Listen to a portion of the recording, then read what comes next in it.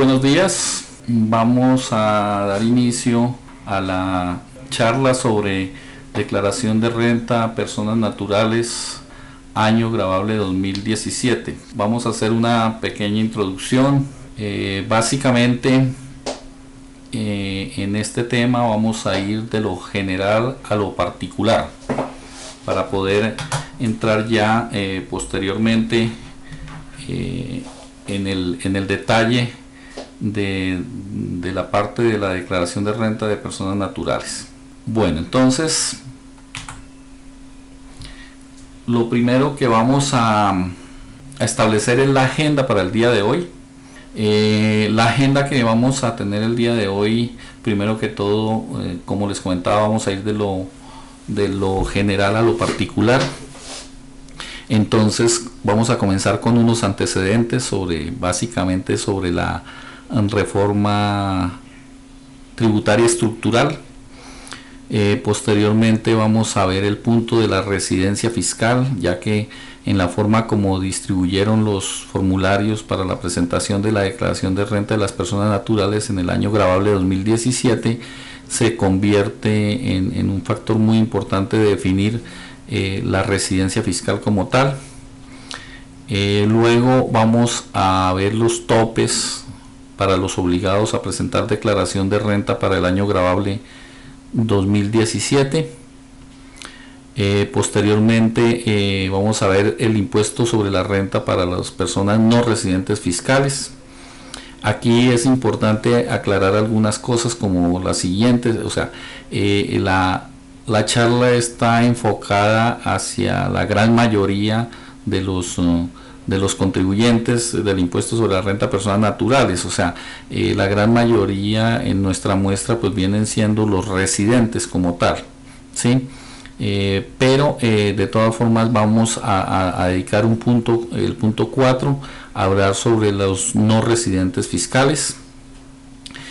Luego vamos a hacer una pequeña exposición sobre el patrimonio bruto, el pasivo y el patrimonio líquido, ya que son elementos bien importantes para establecer la renta presuntiva y en la forma como declaremos el patrimonio. De esa misma forma pues vamos a tener el costo fiscal de los activos en caso de una venta, para establecer el impuesto de la ganancia ocasional. Entonces vamos a darle un repasito a la parte de el patrimonio bruto, pasivos y patrimonio líquido.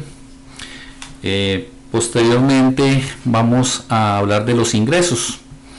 En la parte de los ingresos, pues lógicamente la reforma estructural de la ley 1819 del 2016 pues es donde establece el nuevo sistema cedular del impuesto sobre la renta para personas naturales.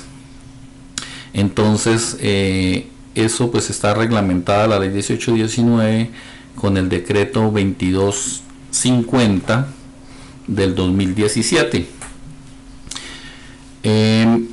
Aquí, una vez hayamos estudiado, digamos, teóricamente y hayamos repasado y aclarado un poco los conceptos en esta parte del sistema cedular, entonces voy a presentar un pequeño ejercicio, ¿sí?, en el que se resume toda la parte de las rentas cedulares. Después de esto vamos a tener una partecita en la que vamos a hablar del nuevo sistema de retención en la fuente por rentas laborales. Básicamente consiste en revisar un ejercicio para el procedimiento 1 en rentas laborales para el año grabable 2018, que es el que estamos cursando. Posteriormente viene el punto 9, que son los costos, y el punto 10, que son las deducciones.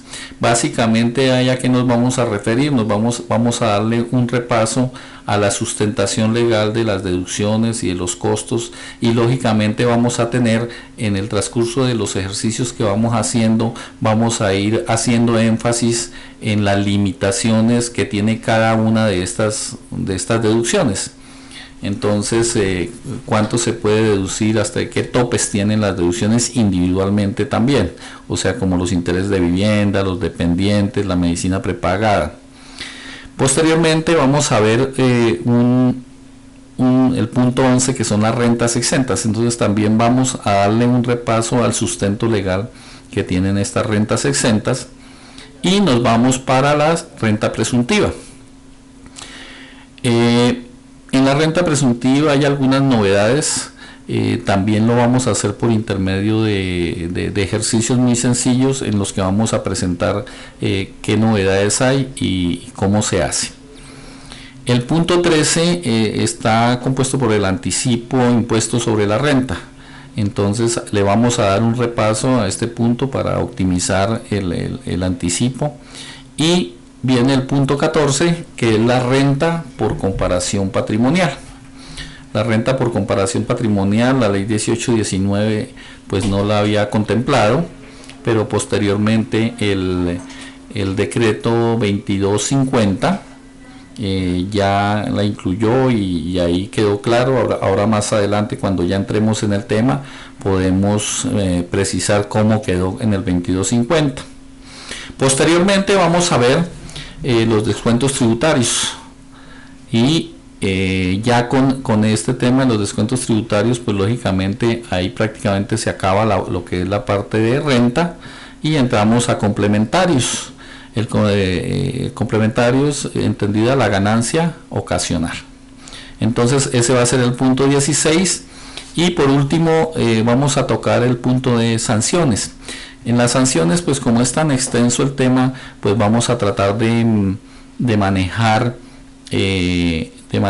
una sanción para darle un repaso, correcto, esperando que no tengan que utilizar la parte de las sanciones. Entonces, como ustedes pueden ver, realmente cuando uno analiza la agenda que vamos a seguir, se encuentra todo el planteamiento de la declaración de renta como tal. Está hasta todo el tema completo hasta sanciones. Ya con esta agenda, entonces podemos comenzar a desarrollarla,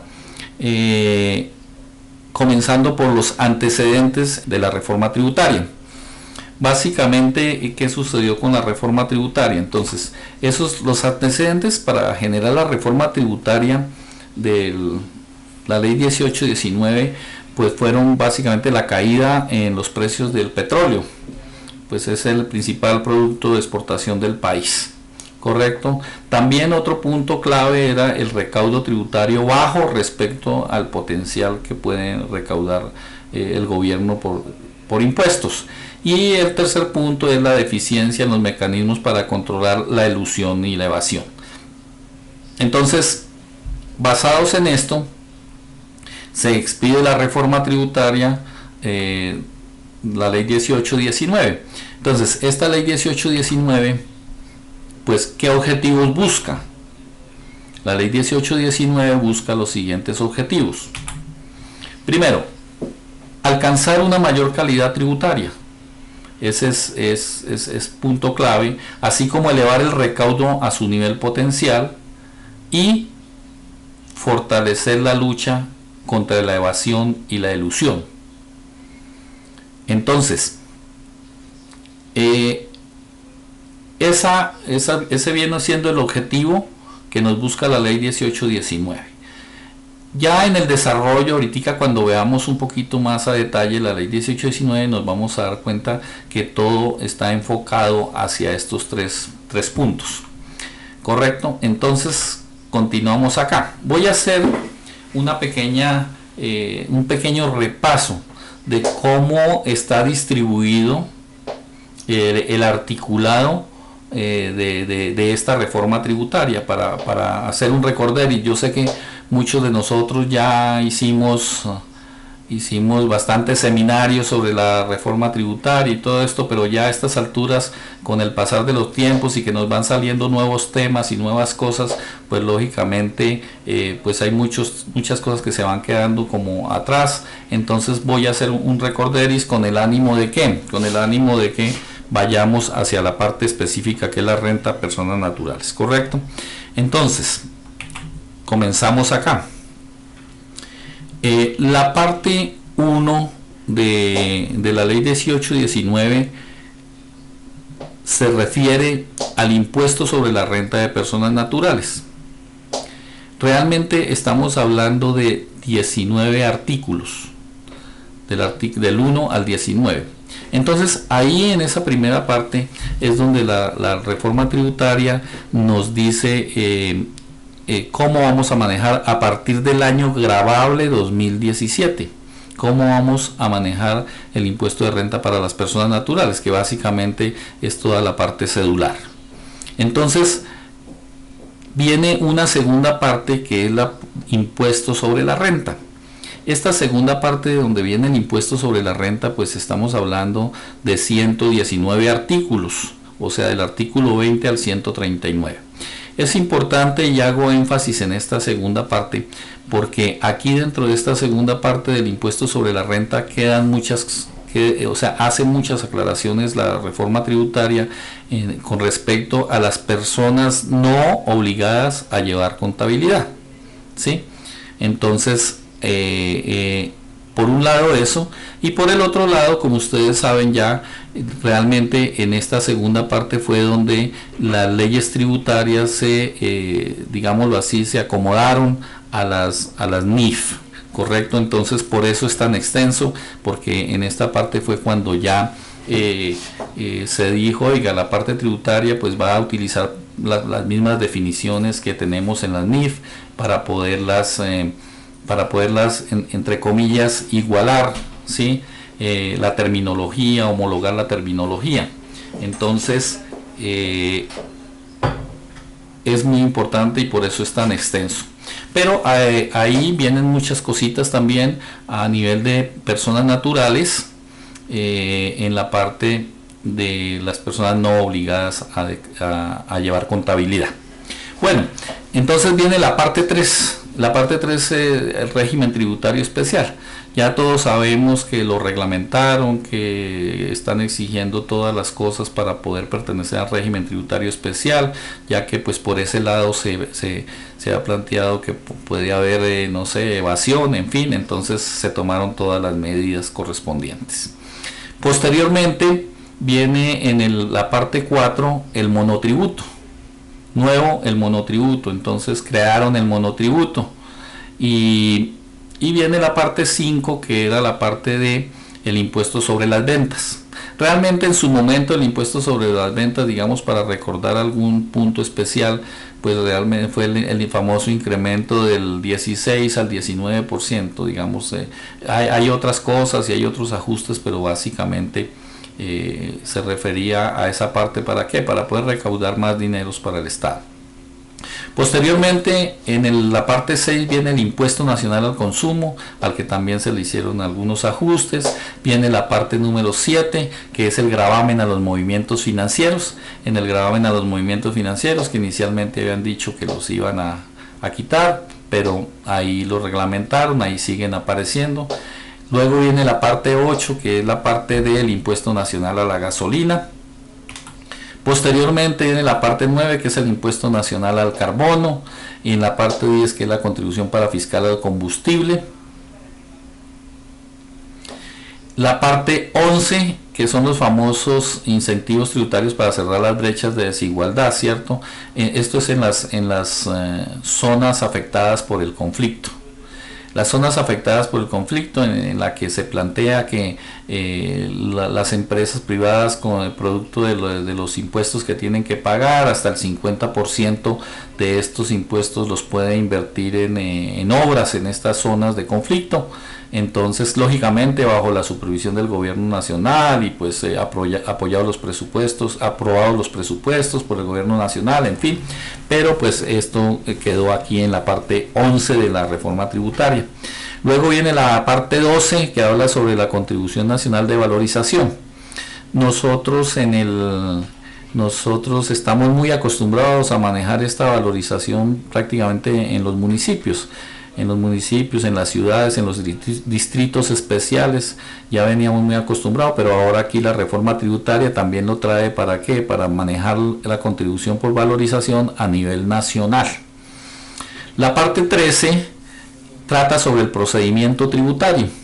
El procedimiento tributario, pues lógicamente a raíz de la reforma aprovecharon, hicieron los ajustes correspondientes al procedimiento tributario en bastantes áreas, en sanciones, en todo esto. Crearon, como se creó por ejemplo el monotributo, pues lógicamente le crearon todo el esquema procedimental al monotributo, y entonces ahí también se ajustaron otras cosas.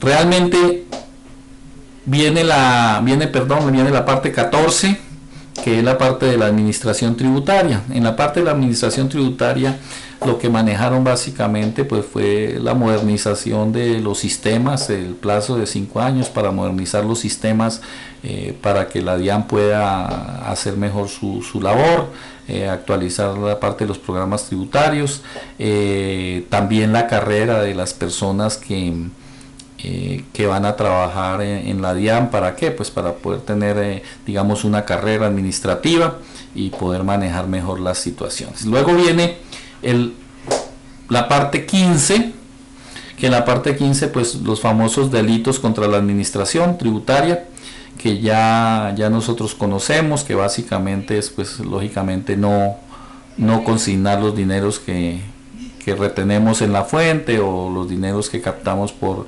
IVA, sí, pues lógicamente teniendo en cuenta todas las condiciones que nos están colocando, y pues a veces también ahí cuando omitimos ciertos activos por cuantías que la ley trae específicas, entonces podemos incurrir en estos delitos contra la administración tributaria, o sea, tener parte penal. Luego viene la parte 16, que habla de los tributos territoriales. Básicamente en los tributos territoriales, como ustedes, las personas que manejan ventas en varios municipios del país, entonces pues tiene su reglamentación, pues básicamente les toca aprender los estatutos tributarios de cada municipio para poder hacer estas declaraciones. Entonces ahí se planteó la hechura del formulario único nacional a nivel de impuesto de industria y comercio y otras cosas. Esto es haciendo y las disposiciones varias que contemplan lo complementario que no se contempló en las anteriores, pero como ustedes pueden ver realmente es bastante completo el tema y abarcó prácticamente todos los puntos. Entonces, ya con este pequeño repaso que hicimos en la parte del articulado de la reforma tributaria, entonces vamos a concentrarnos básicamente en el punto 1, en la parte 1 y la parte 2. Más que todo en la parte 1, que es la que habla de las personas naturales como tal. En la parte 2, pues los apartes que hayan de personas naturales, pues los he recogido aquí para esta presentación. Tenemos entonces los cambios en el impuesto de la renta para personas naturales. Entonces vamos a hacer, como el año gravable 2017 es el primer año en el que vamos a hacer la declaración de renta por el sistema cedular, ¿sí? Digamos por la nueva legislación, digámoslo de esa manera. Entonces yo quise mostrarle los cambios que hubo con respecto al año gravable 2016. Entonces los cambios que hubo básicamente los podemos resumir en estos 7 puntos que tengo acá,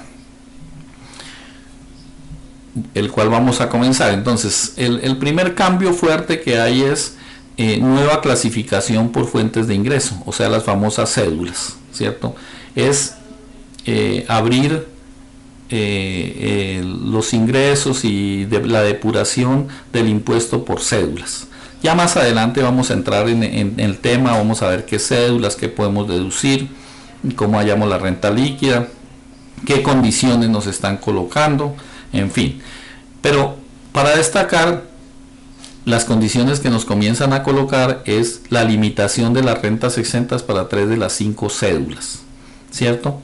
en donde las deducciones, los costos y los gastos para las cédulas no laborales y de capital. O sea, en estas nos están limitando tanto las deducciones como las rentas exentas, nos colocaron unos porcentajes en estas cédulas, básicamente lo que está pasando. Entonces, cuando entremos y miremos cada una de las cédulas, vamos a decir qué porcentajes son, sobre qué base se calculan esos porcentajes, en fin, y vamos a entrar en ese nivel de detalle. Luego aparece que las nuevas tarifas para las cédulas, el impuesto las nuevas tarifas para las cédulas no laborales y de capital. O sea, establecieron una nueva tablita, ¿sí?, para estas dos cédulas, para las no laborales y la de capital. Para las rentas de trabajo y para las rentas de pensiones, pues dejaron la tablita que ya existía. Más adelante entramos en el detalle. Ahora, impuesto a los dividendos. Entonces, el famoso impuesto a los dividendos. Ustedes saben que teníamos los famosos dividendos que eran los no grabados, o sea que no constituían renta, y los dividendos grabados.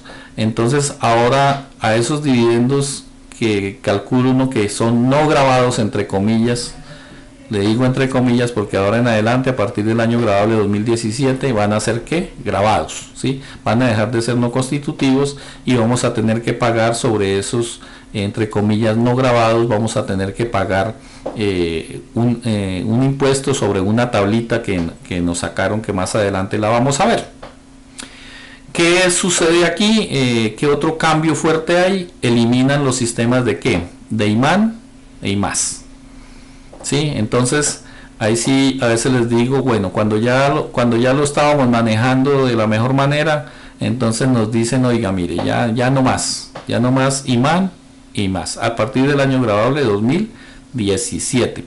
Entonces ahí salió alguna pregunta una vez que me voy acordando por acá y les voy comentando. Dice, oiga, y si nos toca hacer la declaración de una persona del año gravable de 2015 y 2016, pues lógicamente para esos años gravables sí tienen que manejar el IMAN y el IMAS, ¿cierto? Pero a partir del año gravable 2017 ya no lo tenemos que manejar. Bueno, y vino también cambios en la retención en la fuente de personas naturales. Entonces hicieron allá algunos ajustes entre cosas que de pronto eran en su momento no constitutivas de renta y ganancia ocasional, entonces la cambiaron a rentas exentas, reglamentaron toda la parte de cuando yo hago aportes voluntarios a pensiones y los retiro, o a AFC y los retiro. Bueno, entonces toda esa parte la reglamentaron al detalle. Con el 2250 también, o sea, lo sacó la ley 1819 y el 2250 complementó la reglamentación de todos estos detalles.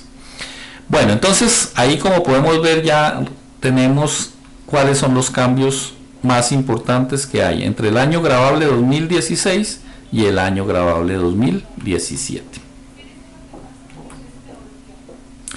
Bueno, para poder afrontar esta charla de una manera pues que digamos didáctica, voy a repasar algunos conceptos que son claves para poder determinar en qué formulario nos toca declarar y bajo qué formas, en fin. Entonces, el primer tema que voy a repasar es los obligados a llevar contabilidad de acuerdo a la ley comercial. Entonces, ¿qué pasa? La ley comercial nos dice que están obligados a llevar contabilidad todo comerciante, ¿sí? Debe llevar la contabilidad regular de sus negocios conforme a las prescripciones legales. Entonces, ¿cuáles son las prescripciones legales para llevar esa contabilidad? Las prescripciones legales para llevar la contabilidad pues son las normas internacionales de información financiera, dependiendo del grupo al que pertenezca. Entonces, si no se lleva la contabilidad bajo las normas internacionales de información financiera, pues lógicamente esa contabilidad a nivel legal va a carecer de ¿qué? No nos va a servir como prueba. Entonces, digamos que en este momento ya todas las empresas están bajo NIF, por lo tanto deben estar llevando la contabilidad bajo NIF. Y dice, El Código de Comercio establece que se consideran comerciantes todas aquellas personas naturales o jurídicas que se dediquen profesionalmente a desarrollar actividades consideradas por la ley como mercantiles. Entonces ahí ya nos está aclarando, que se dediquen profesionalmente, ¿correcto? Las actividades mercantiles, pues el Código de Comercio la señala en el artículo 20 del Código de Comercio, ahí se encuentra. También nos aclara, toda persona que pertenezca al régimen común en el impuesto sobre las ventas está obligado a llevar contabilidad. ¿Listo? Entonces, aquí es muy importante porque estoy hablando de acuerdo a la ley comercial. Hay una pequeña diferencia ahí con la ley tributaria, entonces que ya la vamos a ver. Entonces, obligados a llevar contabilidad desde el punto de vista tributario. Ahí hizo esta aclaración, dijo, las personas que pertenezcan al régimen simplificado en el impuesto sobre las ventas, o sea, el artículo 499, que es el que tenemos que tener en cuenta, ahorita le vamos a echar un repaso, desde el punto de vista tributario no están obligadas a llevar contabilidad, desde el punto de vista tributario no están obligadas a llevar contabilidad, aunque sean comerciantes, pero de acuerdo al Código de Comercio sí les asiste la obligación de llevarla. ¿Sí? Entonces, pues, ¿qué puede pasar? Que cuando llegue la DIAN, pues a estas personas no les va a exigir como tal la contabilidad.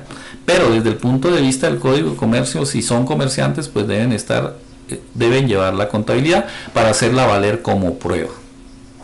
Respecto a las personas naturales, este es un punto muy importante porque aquí es donde vamos a coger la gran mayoría digamos, de clientes o de personas contribuyentes que están obligados a presentar la declaración de renta. Dice, respecto a las personas naturales no están obligados a llevar contabilidad los asalariados, ni quienes ejercen una profesión liberal, los agricultores y ganaderos que enajenen sus productos en estado natural, aun cuando deban declarar renta, pero sí las personas naturales que son comerciantes. Entonces ahí aclaró que deben que deben llevar, que hay personas que no están obligadas a llevar contabilidad, básicamente asalariados y las personas que ejercen profesiones liberales, así como los agricultores que venden o enajenen sus productos en estado natural. Entonces este es un gran grupo de personas que declaran renta y por eso más adelante nos vamos a dar cuenta que nos vamos a enfocar por las personas no obligadas a llevar contabilidad. Va a ser el enfoque de esta charla, pero pues bueno, más adelante lo vamos aclarando. Listo, este es un pequeño resumen de qué personas pertenecen al régimen simplificado. Anteriormente pues hablamos de que las personas del régimen simplificado pues según la DIAN no estaban obligados a llevar contabilidad como tal. Entonces, ¿cuáles son estas personas que pertenecen al régimen simplificado?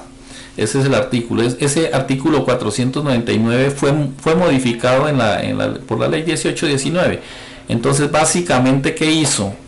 Organizó los topes, ¿sí?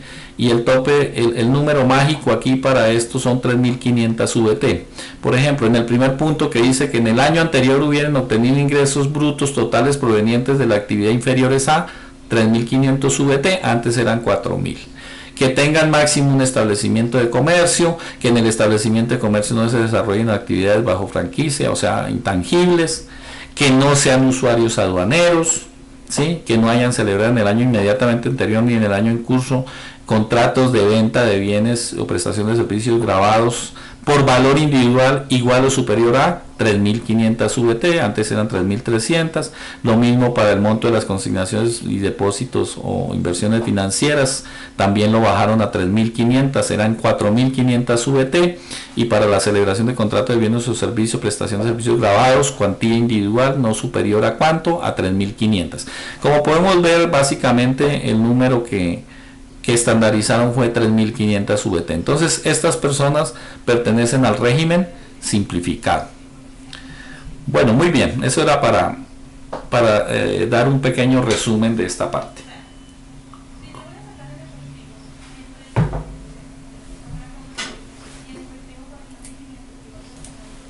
Bueno, entonces ahora ya con con este preámbulo, entonces vamos a ver un cambio fundamental que hubo en la parte de los formularios. Entonces, ¿qué pasaba? Tenemos los dos formularios que se utilizaban para las personas, que se van a utilizar para personas naturales, que son el 110 y el 210. Entonces, vamos a comenzar a analizar el 110. Entonces, el 110 para el año gravable 2016 decía lo siguiente: ¿quiénes declaraban en este formulario? Las personas jurídicas y asimiladas, y personas naturales y asimiladas obligadas a llevar contabilidad. Entonces, para el 2017, ese formulario 110 cambia. Entonces, dice lo siguiente: van a declarar las personas jurídicas y asimiladas, pero van a declarar las personas naturales y asimiladas no residentes y sucesiones ilíquidas de no residentes, de causantes no residentes. Entonces, fíjense que ahí hay un cambio fundamental, porque podemos equivocarnos por lo que ya veníamos acostumbrados a declarar en los formularios con las especificaciones anteriores. Entonces, para el año 2017 tenemos que tener en cuenta que las personas naturales no residentes van a declarar en qué formulario, en el 110, ¿correcto? Bueno, entonces continuamos. Ahora miremos el 210. Entonces, el 210 para el año 2016 declaraban las personas naturales y asimiladas no obligadas a llevar contabilidad, ¿sí? Mientras que en el 210 para el año gravable 2017, entonces dice lo siguiente: personas naturales y asimiladas residentes y sucesiones ilíquidas de causantes residentes. Entonces, si quisiera uno concluir algo, dice, oiga, en el año 2016 estaban divididos los formularios por las personas obligadas a llevar contabilidad y las personas no obligadas a llevar contabilidad, ¿sí? En el año 2016. En el año 2017 cambia la situación. Entonces, en el año 2017, para las personas naturales, entonces, en el formulario 210 van a declarar los residentes, estén obligados o no estén obligados a llevar contabilidad, ¿correcto? ¿Sí? Y en el 110, que fue el que vimos anteriormente, van a declarar quiénes, las personas naturales no residentes, ¿correcto? Y sucesiones ilíquidas de causantes no residentes, lógicamente. Entonces, ese cambio es fundamental. Pero fíjense que aquí nos entró a jugar un nuevo concepto que es muy importante, y es la residencia, ¿sí? Porque de acuerdo a si es residente o no es residente, yo tengo que declarar en un formulario diferente. Si no es residente, entonces voy a declarar en el formulario 110 y lo voy a hacer bajo el sistema ordinario, que es el que trae el artículo 26 del Estatuto Tributario. Mientras que si soy residente, entonces esté obligado o no esté obligado a llevar contabilidad, lo tengo que declarar por el sistema cedular. Por el sistema cedular, que es el nuevo sistema. Entonces es muy importante tener en cuenta eso. Para aquellas personas o aquellos profesionales de la contaduría que tienen clientes, personas naturales que son no residentes en el país.